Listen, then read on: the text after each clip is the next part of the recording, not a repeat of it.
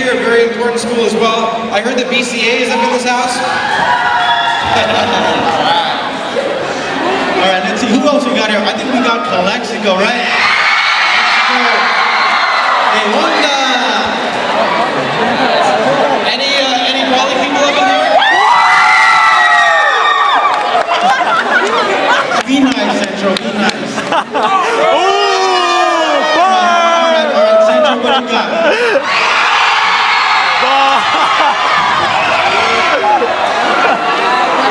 Which that one?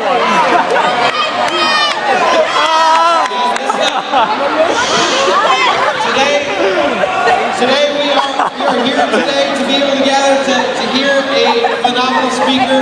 I'm excited about hearing this guy speak. Nick has come. Last year he was here in November of 2011. And today actually is the I Heart Imperial Valley campaign. If you guys haven't gone there yet, please make sure once you guys get home to go to iheartimperialvalley.com to check it out. There's videos on there to find out what we're all about. And tomorrow night is the big event as well, where Nick is also going to I think it's here. Hey, how many of you were...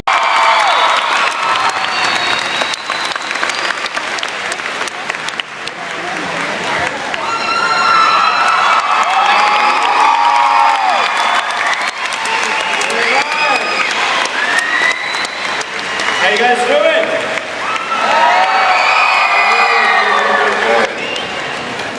Who was here last year? All right. Put your hand up if you were here last year. Put your hand down. Put your hand up if you were not here last year. Oh, nice. Well, happy Thanksgiving to all of you for last week, and Merry Christmas. Happy New Year. Guess what? What? It's my birthday! It's his birthday! Happy birthday to you! You! Happy birthday, dear Nick! That's the best! Happy birthday to you!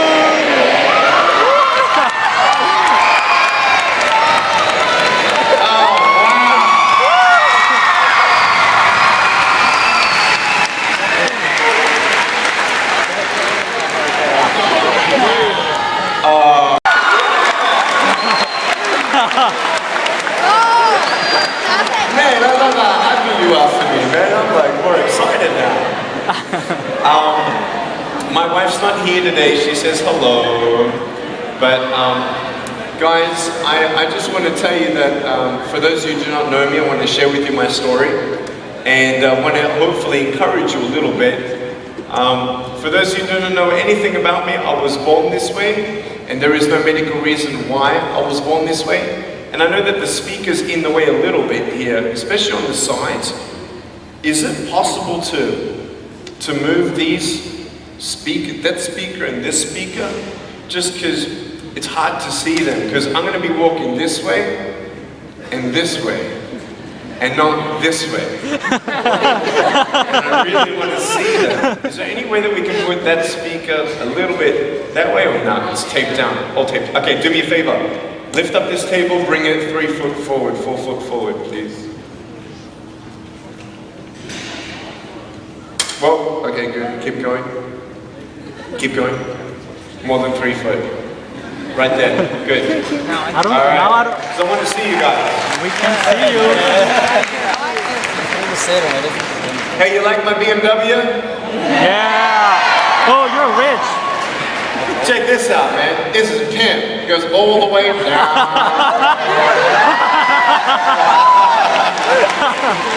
I want to put like a big stereo system on it, man.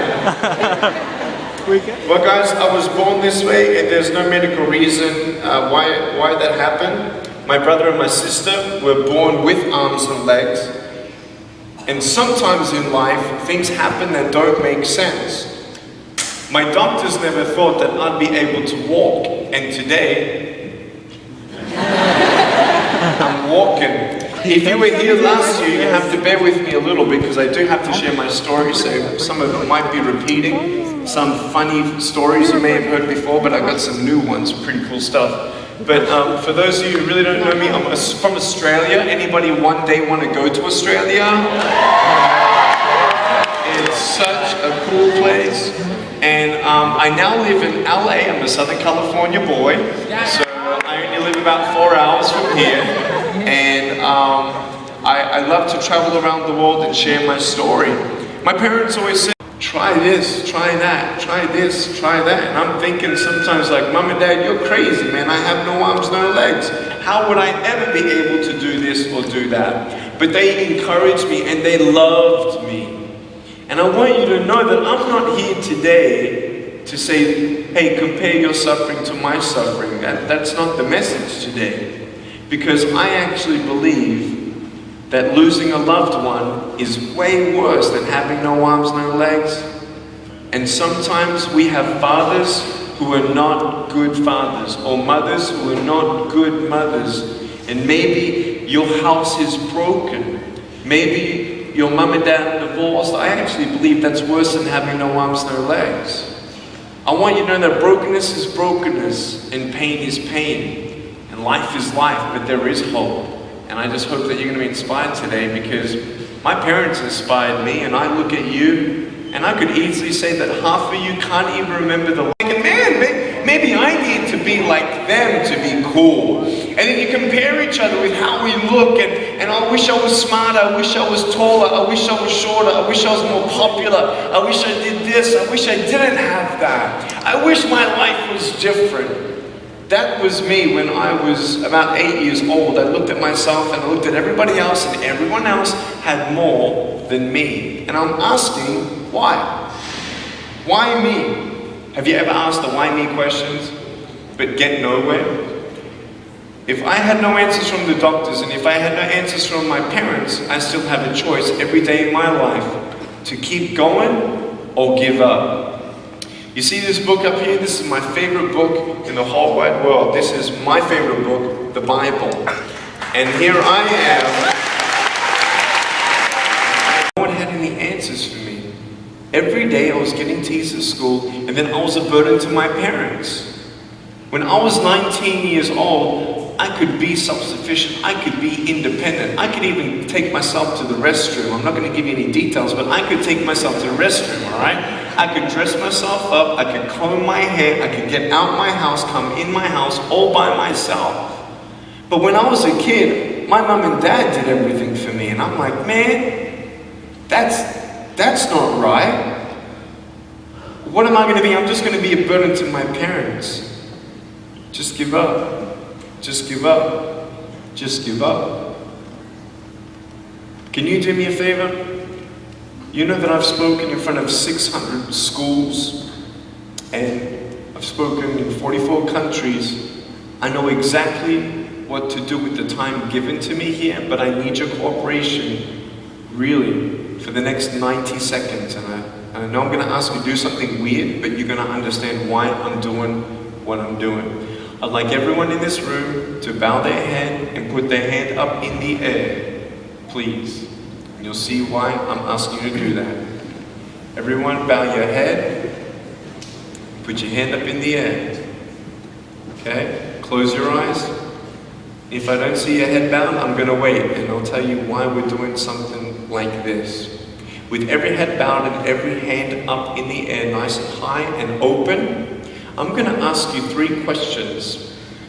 And the reason why I'm getting you to do it this way is so that the person next to you doesn't see if you answer yes or no to these questions. The first question I want to ask you is, have you ever thought of giving up and committing suicide? If that's you, put your hand in a fist. Put your hand in a fist if you've thought of committing suicide. Go. Open up your hand. Okay. Second question, keep your head down still. Okay. Second question is, put your hand in a fist if you're actually self-harming. Maybe you're cutting yourself or something like that. Put your hand in a fist now. Open up your hand. Okay. Last question. Head bowed. Put your hand in a fist if you've actually tried to commit suicide. Okay. Put your hands down, lift up your heads, you can open your eyes. Right now, this room, 1 in 4 have thought of committing suicide. And there are 40 people in this room. On average, I couldn't look and count, but I can work out how much in each section and multiply the average. 40 people are harming themselves or cutting themselves. You ready? Last one. Guess how many people have actually tried to commit suicide? They're not the same 40, but it's another 40. Since I've been here last time, I heard that we lost a kid through suicide. 1 million people every year around the world commit suicide. That's 1 every 40 seconds. When I was 8, I told my mom that I wanted to end my life. And at 10, I tried to commit suicide myself. 6 inches of water in my family bathtub.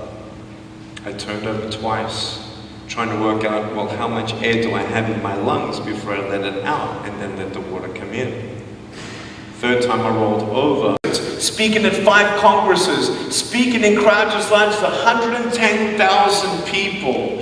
1 TV audience, 270 million. Next week, I'm speaking to 40,000 people in China, and we're going to the refugee camp in Jordan from the Syrian civil war. I'm speaking to 25,000 people over there, having a press conference with the top of security of the United Nations and other royal family members of Jordan.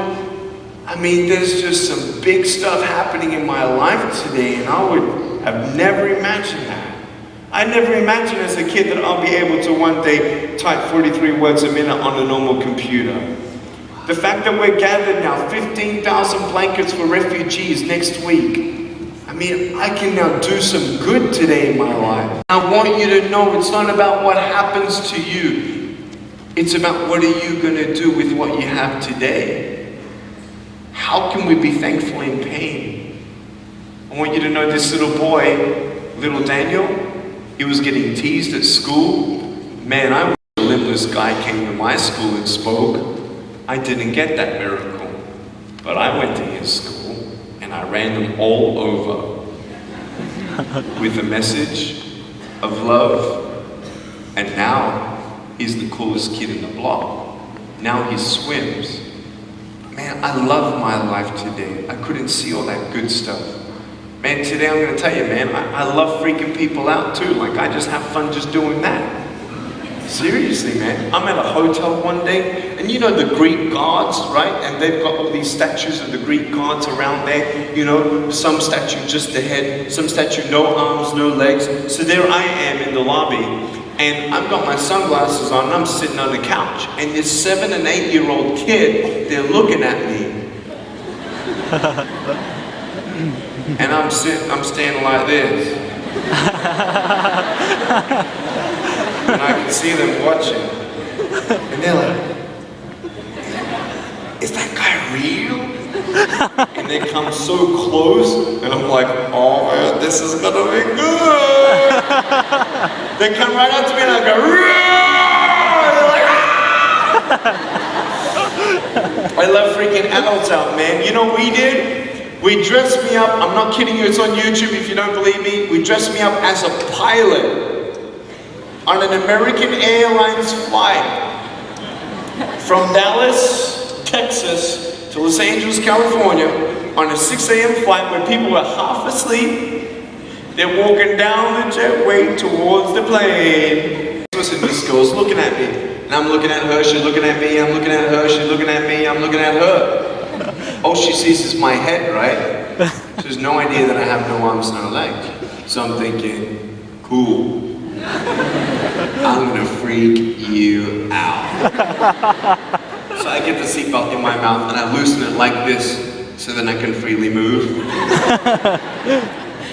And she's looking at me like, why are you eating your seatbelt?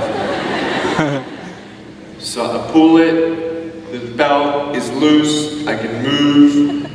Now she's looking at me, full 100% attention and focus. And just imagine all you see is my head, all right? You might want to put up your hand up to your face to cut off the rest of my body, all right? So you can really see the effects. So just, that's it, exactly. Here we go, ready? I just did this.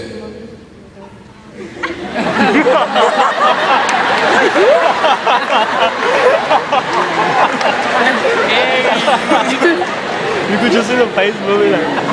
And her face, man, she was like, she nearly ran the red light, man. It was so good. I can't. I can't see. So what is the word I'm describing? If I'm talking about a hope and a purpose, still cool enough to be your friend, but I have no arms, no legs. Seriously.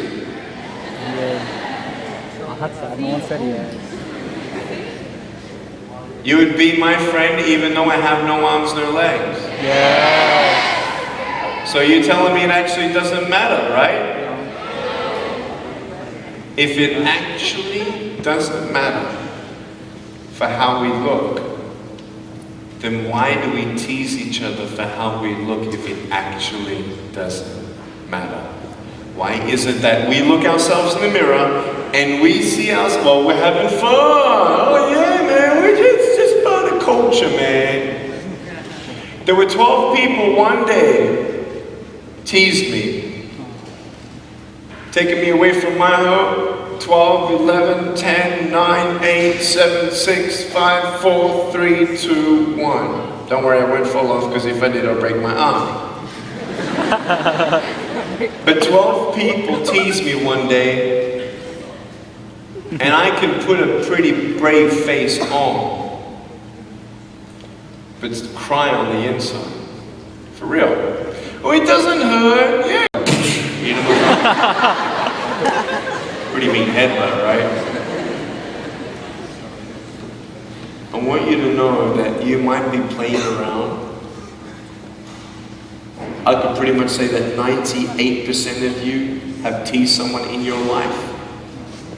I just told you in this room, there are 40 people who have tried to commit suicide. I tried to commit suicide because of people who thought they were having fun. Not knowing the hell that I was going through. The people you're teasing, what if the person you're teasing is the person who's thinking of committing suicide? What if the person you're teasing is the one who's tried to commit suicide, who hates their life because of you? You don't know if the person you are teasing is the son or daughter of a drunk at home getting abused. And all they need is someone like you to keep on pushing them this way.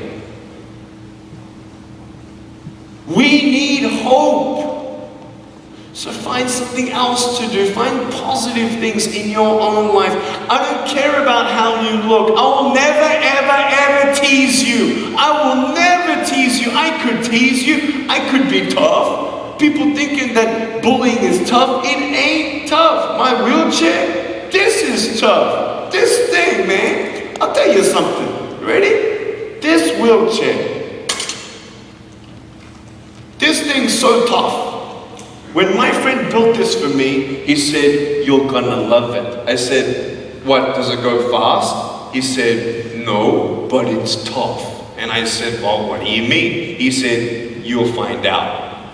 The torque in these motors at the bottom, at the back, this thing, if someone's holding it, I'm telling you, it can go 90 degrees. I went 80 degrees up, all right? Someone's holding me to make sure I don't tip back. my wife, she loves shopping with me because she just jumps on the back and we go shopping.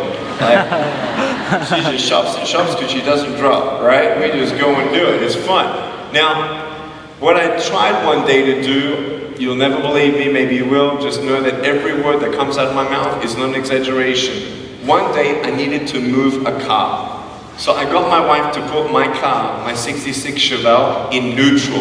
It's a 2.5 ton car. And I backed it back with this thing. Just like this, like nothing. This thing is tough. Guess what? The definition of tough means it's strong. To show your strength, you... Would that be like the coolest thing or what? What if you give me $1 billion? That'd be cool. Now what if you give me $1 billion? Am I gonna be happy? Absolutely I'll be happy. You kidding me? Absolutely. But if my mom dies tonight? If my mom dies tonight, am I happy? Some people from Monday to Thursday and Friday just get through their life. And so Friday night, Saturday night, Sunday night, we get high and we get drunk to forget about the Monday to Friday. But then Monday comes around and you sober up. And nothing's changed. That's a coping mechanism. That ain't hope. Pornography. Yeah, sex is awesome. Sex is great, but it was made for marriage. I'll tell you something. If you think that it's just traditional that you should wait till marriage to have sex, I'll tell you you're wrong. I'll tell you why. I was a virgin until I got married, not because of lack of opportunity to give my virginity to someone I won't even know later on. But I wanted to save my virginity for my wife so I can look at my kids in the eyes and say, I waited for your mother. You think I want someone who's going to date my daughter who likes her because of how she looks? Because when she's 17, she's going to look 17. And then when she's 35, she's not going to look 17. And if this guy really likes her more or less for how she looks, then when she's 35, he's going to be looking at the 17-year-old girls. You think I want a son-in-law like that? You got to be kidding me. I don't want a son-in-law who likes my daughter just because of how she looks. That's ridiculous. Well, sex is, love. I'm in love. Okay, well, you can sleep with anyone you want as many times as you want and still wonder, do they love me? You want to know when someone loves you? When you have issues and you have nothing to give back to that person and they still love you, you ain't going to know how much someone loves you until you have a really, really bad experience. Like my friend, you're looking for something. And I know what it is. The truth of your value, the truth of your purpose, and the truth of your destiny.